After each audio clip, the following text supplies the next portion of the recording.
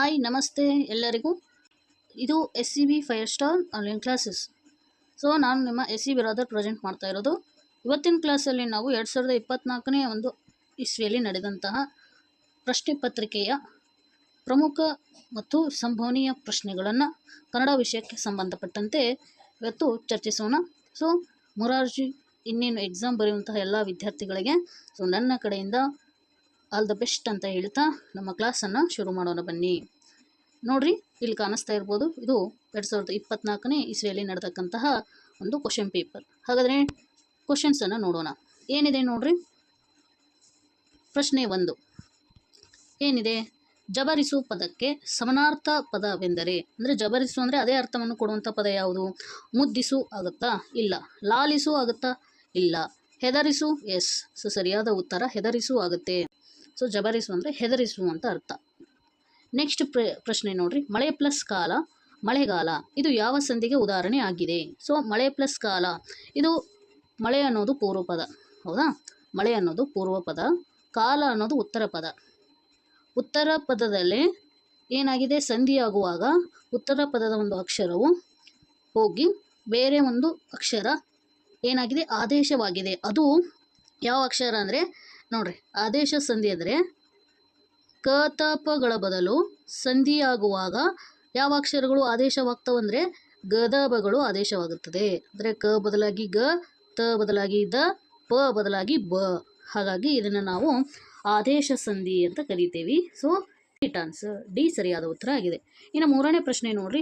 ಉತ್ತಮ ಪದದ ವಿರುದ್ಧಾರ್ಥಕ ಪದ ಯಾವುದಪ್ಪ ಅಂದರೆ ಮಧ್ಯಮನ ಅಲ್ಲ, ಅತ್ಯುತ್ತಮನ, ಅದು ಸಮಾನಾರ್ಥಕ ಪದ ಆಗುತ್ತೆ. ಇನ್ನು ಶ್ರೇಷ್ಠನ, ಇದು ಕೂಡ ಆಗಲ್ಲ. ಸರಿಯಾದ ಉತ್ತರ ಅಧಮ. So C is the right answer. 4ನೇ ಪ್ರಶ್ನೆ ನೋಡ್ರಿ. ಏನಿದೆ? ಚಂದ್ರಶೇಖರ ಪಾಟೀಲ್ ಅವರ ಒಂದು ಸಂಕ್ಷಿಪ್ತ ನಾಮ ಯಾವುದಂದರೆ Champa. So B is the right answer. Next ಪ್ರಶ್ನೆ ನೋಡ್ರಿ. 5ನೇ ಪ್ರಶ್ನೆ. ಹಣ್ಣು ಪದಕ್ಕೆ ಕೆಳಗಿನ ಪದಗಳಲ್ಲಿ ಜೋಡು ಪದ ಯಾವುದು? ಸೊ ಜೋಡಿ ಪದ ಯಾವುದಪ್ಪ ಅಂದರೆ ಹಣ್ಣು, ಹಂಪಲು ಅಂತ ಕರಿತೇವಾ? So B is the right answer. Next 6ನೇ ಪ್ರಶ್ನೆ. ಕೆಳಗಿನಲ್ಲಿ ಗುಂಪಿಗೆ ಸೇರದ ಪದ ಯಾವುದು ಅಂತ ಕೇಳ್ತಾ ಇದ್ದಾರೆ. ಜಯನ, ಜಯ ಅಂದರೆ ಗೆಲುವು ಅಂತ ಅರ್ಥ. ಭಯನ, ಯಶಸ್ಸು, ಯಶಸ್ಸು ಗೆದ್ಮೇಲೆ ತಾನೇ ಯಶಸ್ಸು ಸಿಗೋದು. ವಿಜಯ, ವಿಜಯ ಅಂದ್ರೂ ಜಯ ಇದ್ದೇ ಇರ್ತದೆ. ಸೊ ಹೀಗಾಗಿ ಭಯ is the right answer. B is the right answer. Next ಪ್ರಶ್ನೆ 7ನೇ ಪ್ರಶ್ನೆ ನೋಡ್ರಿ. ಡಾಕ್ಟರ್ ರಾಧಾಕೃಷ್ಣನ್ ಅವರ ಜನ್ಮ ದಿನಾಚರಣೆಯನ್ನು ಡ್ಯಾಶ್ ಆಗಿರ್ತದೆ. ಸೊ ಅವರ ಒಂದು ಜನ್ಮ ದಿನಾಚರಣೆ ನಾವು ಸೆಪ್ಟೆಂಬರ್ 5, ಹೌದಾ? ಸೆಪ್ಟೆಂಬರ್ 5. ಸೊ ಅವರ ಒಂದು ಜನ್ಮ ದಿನಾಚರಣೆಯನ್ನು ಶಿಕ್ಷಕರ ದಿನಾಚರಣೆ ಅಂತೇಳಿ ಆಚರಣೆ ಮಾಡ್ತೀವಿ. So A is the right answer. ಇನ್ನು ಯುವ ಜನರ ದಿನಾಚರಣೆಯನ್ನು ಸ್ವಾಮಿ ವಿವೇಕಾನಂದ ಅವರ ಜನ್ಮದಿನದ ಯಾವುದು? ಜನವರಿ 12 ಮಾಡ್ತೀವಿ, ಹೌದಾ? ನೆಕ್ಸ್ಟ್ ಅದೇ ಥರ ಮಕ್ಕಳ ದಿನಾಚರಣೆಯನ್ನು ನವೆಂಬರ್ 14 ಜವಾಹರಲಾಲ್ ನೆಹರು ಅವರ ಒಂದು ಜನ್ಮದಿನದ ಅಂಗವಾಗಿ ಆಚರಣೆ ಮಾಡ್ತೀವಿ.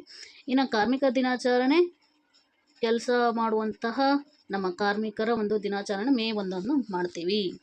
So A is the right answer. Next ಪ್ರಶ್ನೆ ನೋಡ್ರಿ. 8ನೇ ಪ್ರಶ್ನೆ. ಶಾಲೆ ಪ್ಲಸ್ ಅಲ್ಲಿ, ಶಾಲೆಯಲ್ಲಿ, ಇದು ಯಾವ ವಿಭಕ್ತಿ ಪ್ರತ್ಯಯವಾಗಿದೆ ಅಂತ ಕೇಳ್ತಾ ಇದ್ದಾರೆ. ಸರಿಯಾದ ಉತ್ತರ ಯಾವುದಪ್ಪ ಅಂದರೆ ಪಂಚಮಿನ ಅಲ್ಲ, ಪಂಚಮಿ ದೆಸೆಯಿಂದ, ತೃತೀಯ ಇಂದ ಆಗಲ್ಲ, ದ್ವಿತೀಯ ಅನ್ನು ಅದು ಆಗಲ್ಲ, ಸಪ್ತಮಿನೇ ಅಲ್ಲಿ ಅಂತ ಆಗುತ್ತೆ. ಸೊ ಸಪ್ತಮಿ. ನೆಕ್ಸ್ಟ್ ಪ್ರಶ್ನೆ 9ನೇ ಪ್ರಶ್ನೆ. ಇದು ಸ ವ್ಯಂಜನ ಆಗಬೇಕಿದು. ಸೊ ಸ ಪ್ಲಸ್ ಅ, ಸ ಆಗುತ್ತಾ? ಸ ಆಯಿತು. ರ ಪ್ಲಸ್ ಓ, ಹೌದಾ? ಹಂಗಾದರೆ ದೊಡ್ಡ ರೋ ಬರುತ್ತೆ, ರೋ. ನೆಕ್ಸ್ಟ್ ವ ಪ್ಲಸ್ ಅ, ಇದನ್ನು ಬರೆದಾಗ ವ ಅಂತ ಆಗುತ್ತೆ. ಇನ್ನು ರ ಪ್ಲಸ್ ಅ ಬರೆದಾಗ ರ ಆಗುತ್ತೆ.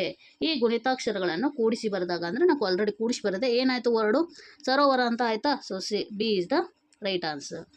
ನೆಕ್ಸ್ಟ್ ಪ್ರಶ್ನೆ 10ನೇ ಪ್ರಶ್ನೆ. ಡ್ಯಾಶ್ ಮನೆಯ ಮಾಡಿ ಮೃಗಗಳಿಗಂಜಿದಂತೆಯ್ಯ, ಈ ಪದ್ಯದ ಸಾಲನ್ನು ಪೂರ್ಣಗೊಳಿಸಿ. ಸೊ ಇದು ನಮ್ಮ ಅಕ್ಕ ಮಹಾದೇವರ ಒಂದು ವಚನ. ಬೆಟ್ಟದ ಮೇಲೊಂದು ಮನೆಯ ಮಾಡಿ ಅಂತ ಅರ್ಥ.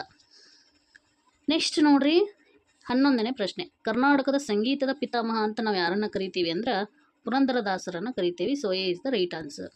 ಇನ್ನು 12ನೇ ಪ್ರಶ್ನೆ. ಕೆಳಗಿನಗಳಲ್ಲಿ ರೂಢನಾಮವಲ್ಲದ ಪದ, ರೂಢಿಯಿಂದಲೂ ಬಂದಂಥ ಒಂದು ಹೆಸರು, ಅದಕ್ಕೆ ನಾವು ರೂಢನಾಮ ಅಂತ ಕರಿತೀವಿ.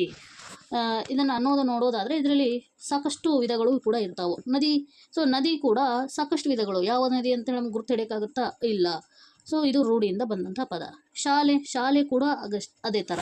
ಇನ್ನು ರಾಜ್ಯ, ಸಾಕಷ್ಟು ರಾಜ್ಯಗಳು ಅದಾವೆ. ಅದೇ ಹಿಮಾಲಯ ಅನ್ನೋದು ಒಂದೇ ಇದೆ ಅಲ್ವಾ, ಹಿಮಾಲಯ ಪರ್ವತ. ಹೌದಾ, ಪರ್ವತಗಳಲ್ಲಿ ಯಾವುದು? ಹಿಮಾಲಯ ಪರ್ವತ. ಹಾಗಾಗಿ ಇದು ಅಂಕಿತ ನಾಮ ಆಗುತ್ತೆ ಹೊರತು ರೂಢನಾಮ ಆಗಲ್ಲ. ಸೊ ಹೀಗಾಗಿ D is the right answer. Next ಪ್ರಶ್ನೆ, 13ನೇ ಪ್ರಶ್ನೆ. 2, 9, 1857 ಈ ಅಂಕಿಗಳಿಗೆ ಕನ್ನಡ ಅಂಕಿಗಳನ್ನು ಬರೆದಾಗ ಏನಾಗುತ್ತೆ ನೋಡ್ರಿ. 2 ಹೇಗೆ ಬರಿತೀರಾ? 2 ಈ ಥರ ಬರಿತೀರಾ. ಹೌದಾ. ನೆಕ್ಸ್ಟು 9 ಹೇಗೆ ಬರೀತಾರಾ? 9 ಈ ಥರ ಬರಿತೀರಾ. ಅದೇ ಥರ 1 ಹೇಗೆ ಬರಿತೀರಾ? 1. ನೆಕ್ಸ್ಟ್ ಏನಿದೆ? 8. ನೆಕ್ಸ್ಟ್ 5 ಹೀಗೆ ಬರಿತೀರಾ. ನೆಕ್ಸ್ಟು 7 ಈ ಥರ ಬರಿತೀರಾ. ಹಾಗಾದರೆ ಈ ಥರ ಇರುವಂಥ ಆಪ್ಷನ್ ಯಾವುದು? ನೀವು ನೋಡ್ತಾ ಇರೋದು ಯಾವುದು ಆಪ್ಷನ್ನು? ಸೊ ಸರಿಯಾದ ಉತ್ತರ ಯಾವುದಂದರೆ C is the right answer. C is the right answer. Next ಪ್ರಶ್ನೆ ನೋಡ್ರಿ, 14ನೇ ಪ್ರಶ್ನೆ. ಕೂಡಲ ಸಂಗಮ ಎಂಬುದು ಯಾರ ವಚನಗಳ ಅಂಕಿತ ನಾಮ? ಸೊ ಯಾರದಂದರೆ ನಮ್ಮ ಬಸವಣ್ಣನವರದು. So C is the right answer. Allama Prabhu ಅವ್ರದ್ದು, ಅಕ್ಕ ಮಹಾದೇವಿ ಅವರದು, ಚನ್ನ ಮಲ್ಲಿಕಾರ್ಜುನ, ಮಡಿವಾಳ ಮಾಚಯ್ಯರವರದು ನೋಡ್ರಿ, ಕಲಿ ದೇವರ ದೇವಯ್ಯ, ಮಡಿವಾಳ ಮಾಚಯ್ಯರವ್ರದ್ದು ಅಂಕಿತ ನಾಮ. ನೆಕ್ಸ್ಟ್ ಪ್ರಶ್ನೆ, 15ನೇ ಪ್ರಶ್ನೆ ನೋಡ್ರಿ. ಅವರ್ಗೀಯ ವ್ಯಂಜನಗಳ ಸಂಖ್ಯೆ ಅಂದರೆ ವರ್ಗ ಮಾಡಲು ಬಾರದ ಒಂದು ವ್ಯಂಜನಗಳು, ಅಕ್ಷರಗಳಿಗೆ ನಾವು ಅವರ್ಗೀಯ ವ್ಯಂಜನವು ಅಂತ ಕರಿತೀವಿ. ಅವು ಎಷ್ಟದವಪ್ಪ ಅಂದ್ರೆ 9 ಅಕ್ಷರಗಳು ಕಂಡು ಬರ್ತಾವು. ಅವೇ ಯಾವ ಅಂದರೆ ಯ ರ ಲ ವ ಶ ಶ ಸ ಹ ಳ. ಈ 9 ಅಕ್ಷರಗಳನ್ನು ನಾವು ಯಾವುದೇ ಥರ ವರ್ಗ ಮಾಡಲು ಬರುವುದಿಲ್ಲ. ನೆಕ್ಸ್ಟ್ ಪ್ರಶ್ನೆ, 16ನೇ ಪ್ರಶ್ನೆ. ತೋಟದಲ್ಲಿ ಹೆಚ್ಚಾಗಿ ಯಾವ ಗೊಬ್ಬರವನ್ನು ಬಳಸುತ್ತಿದ್ದರು? ಇದನ್ನು ಬಹುವಚನ ರೂಪದಲ್ಲಿ ಬರೆದಾಗ, ಈಗ ತೋಟದಲ್ಲಿ, ತೋಟ ಅಂದರೆ ಒಂದೇ ತೋಟ ಅಂತ ಇದೆ, ಇದನ್ನು ಬಹುವಚನ ಮಾಡಿದಾಗ ತೋಟಗಳಲ್ಲಿ ಅಂತ ಇದೆ. ಹಾಗಾದರೆ ಎ ಇದೆ ಮತ್ತು ಸಿ ಇದೆ. ನೆಕ್ಸ್ಟ್ ಬಿನ ಮತ್ತು ಡಿನ ತೆಗೆದಾಕಿ. ನೆಕ್ಸ್ಟ್ ನೋಡ್ರಿ, ಹೆಚ್ಚಾಗಿ ಓಕೆ, ಯಾವ ಗೊಬ್ಬರವನ್ನು ಅಂತ ಇದೆ. ಈ ಗೊಬ್ಬರವನ್ನು ಅಂದರೆ ಗೊಬ್ಬರಗಳನ್ನು ಅಂತ ಆಗಬೇಕು. ಹಾಗಾದರೆ ಇಲ್ಲಿ ಗೊಬ್ಬರವನ್ನು ಅಂತಿದೆ, ಏನು ಕೂಡ ತೆಗೆದಾಕಿ. ಸರಿಯಾದ ಉತ್ತರ ಯಾವುದು ಇಲ್ಲಿ?